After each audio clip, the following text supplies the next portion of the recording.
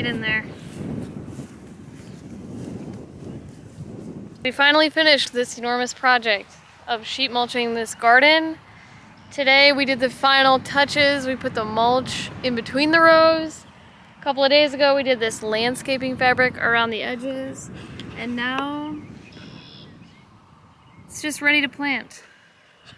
Honestly, this was like one of the bigger projects that we've had to do. So, feeling really stoked about how it turned out.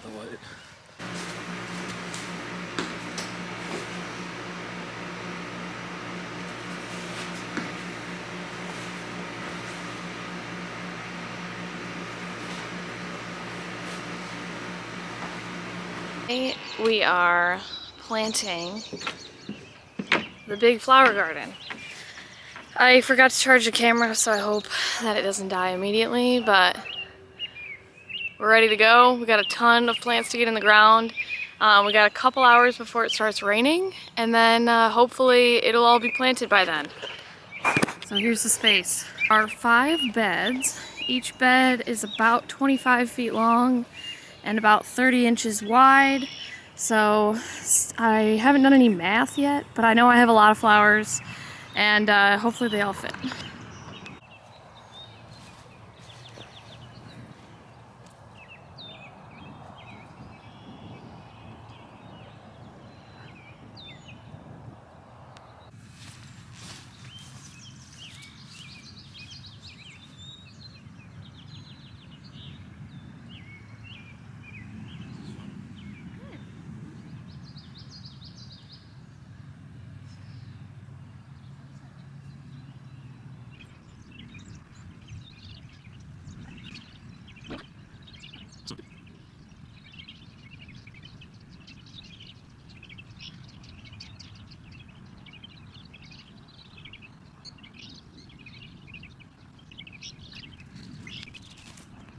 We're making good progress out here. We've got the first 3 beds almost done planting. I'm about to plant some direct sown pumpkins at the end, but mostly what we have in these rows is flowers. So a ton of cosmos, zinnias, and sunflowers. This 3rd bed is getting kind of a hodgepodge of a bunch of things that I had left over. There's some chamomile and feverfew. There is strawflower, there's 1 marigold, and we're just gonna see what sticks. Everything has been planted. The next thing that I'm doing is I'm putting in kind of a, like an insect netting situation that I'm hoping will deter the deer and the woodchucks and the birds. I couldn't find an easy, affordable alternative to insect netting, so I just bought the cheap like plastic bird netting from Menards, and then I bought some, this is just like, these hoops are made out of 9-gauge, it's called bracing wire, and basically I just cut them to a uniform length and then poked them into the soil, into like little hoop formations, and then I'm going to lay the bird netting over the hoops, and then hopefully that will keep some critters out. But I mean, you never know.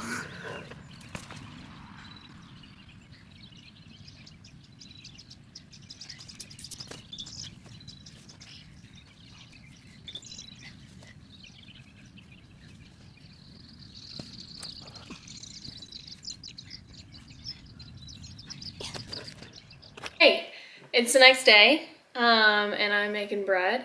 So I thought maybe while I knead this bread, we could have a little chat. I don't actually know what I was planning on chatting about yet. So I guess I'll just start talking and perhaps a little update will come around. So this bread that I'm making is just like a regular white sourdough bread.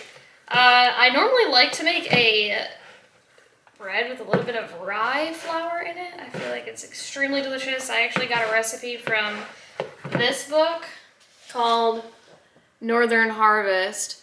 This book is about like women entrepreneurs in food and farming in Michigan, which is highly specific, but also just a really good book. I love it a lot, and it has like, kind of follows the stories of a few different farmers and business owners in like the food industry, and kind of their journey and how they got to where they are in business today.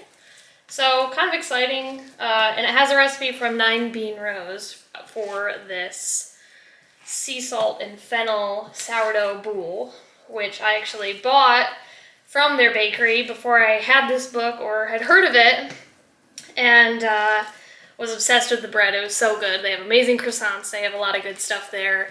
And then Joe got me this book, and I was like, oh my god, this recipe for this really good bread that I loved is in there. But that's not the recipe that I made today, just because I didn't have any rye flour. And so this is just good old white bread. It feels extra sticky today, so we'll see how this one turns out. I'm very much a non-expert at sourdough, I guess you could say. Kind of just roll with whatever happens, and I never really know. Sometimes it's really good, and sometimes it's really not that great, and it's hard for me to tell why or what happened, but you know, just keep making bread. It has been improving over time. I mean, I started making bread in 2020 like everybody else, and you know, sucked at it. Made a lot of really bad loaves and got a little bit better, then got way worse, and I got so bad I just like quit, and I threw my starter away, and I said, I'm done making bread. It's a big waste of time because Field and Fire exists in my life, and I was like, why don't I just buy this bread? But now we live in the country, and I don't really have access to a bakery that I like, as far as I know. At least not one that I've found yet. And I'm not saying that there's no good bakeries out here. I'm sure there are, but I don't know where they are, and they might be far away. And this is pretty good bread that I can make in my own home. So anyways, that's bread. And I feel like that's kind of the idea behind food sustainability, is that like, if you are in a place where you don't have access to something that maybe is not like the quality that you wanted, or maybe doesn't have the type of ingredients that you like to use, or you don't know the sourcing behind it, that being able to make those things on your own is a really big treat. And it's also just a good sustainability skill to have, because I don't know. I'm not really into like the whole prepper mindset of like, you need to have this food because the world is gonna end.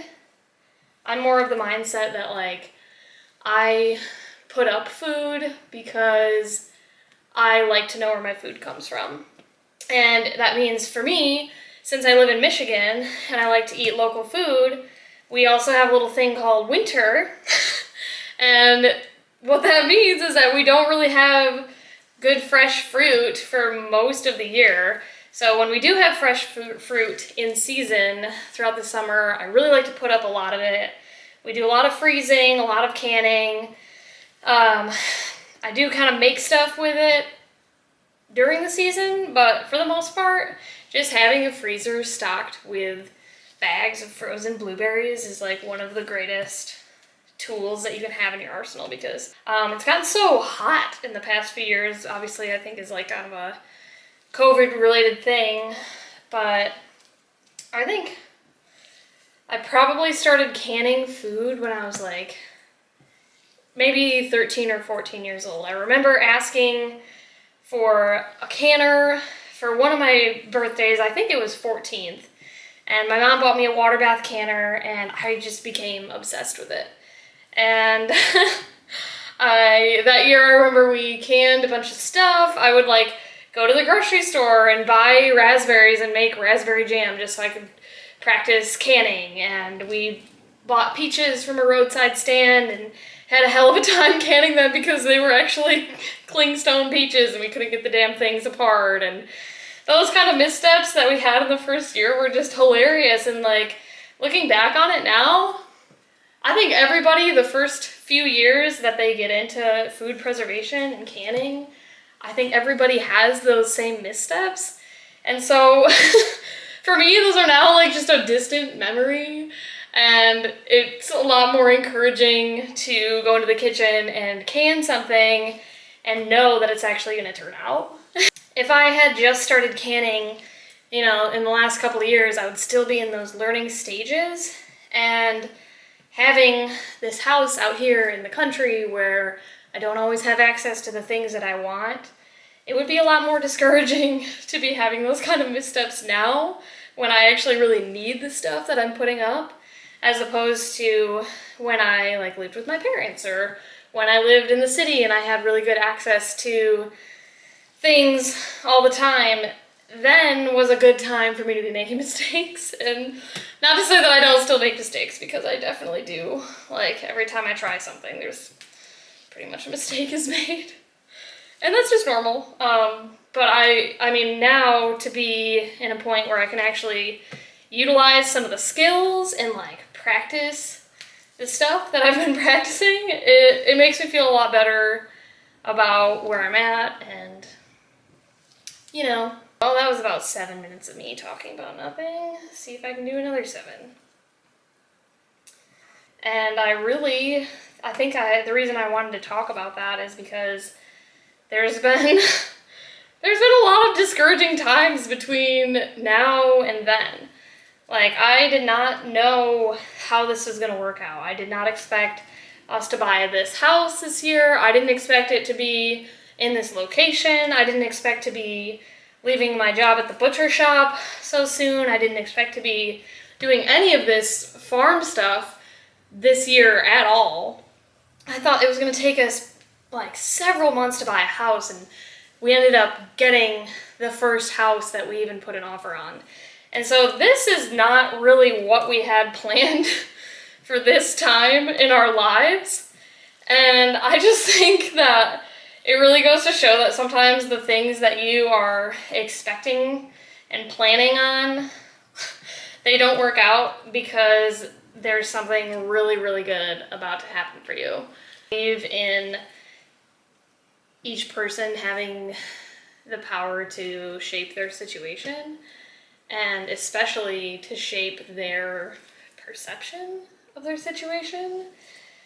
And I think that because we decided that we had a gut feeling that we liked this house and that this was going to be our land and this was going to be our farm, because we had that gut feeling and we decided to act on it, like, now it's just kind of the fruition of everything that we've been dreaming of, really, for the last, like, 3 years. And, man, sometimes you just need to talk things through while you're kneading some bread. I think I'm gonna stop the camera while I knead this bread. But anyway, to recap on the planting situation, I got tons of flowers planted yesterday, and I got the row cover put over them.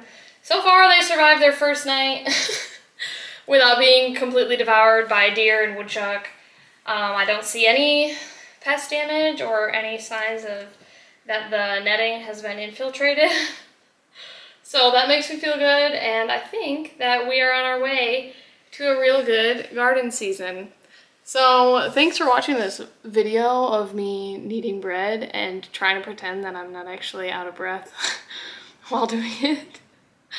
And now I'm gonna attempt to stop the video with my elbow, because obviously I can't touch it with a hand.